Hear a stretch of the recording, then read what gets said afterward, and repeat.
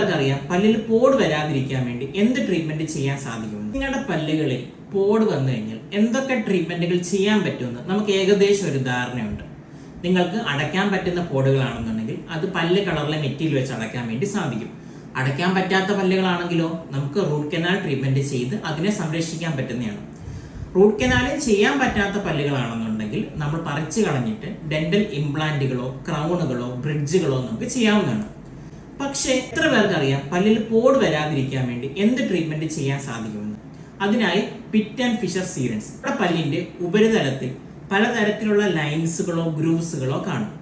ഈ ലൈൻസുകളിലും ഗ്രൂവുകളിലും നമ്മൾ കഴിച്ച ആഹാര സാധനങ്ങൾ പറ്റിപ്പിടിച്ചിരിക്കുകയും അത് ഭാവിയിൽ പോടായി മാറുകയുമാണ് ചെയ്യുന്നത്.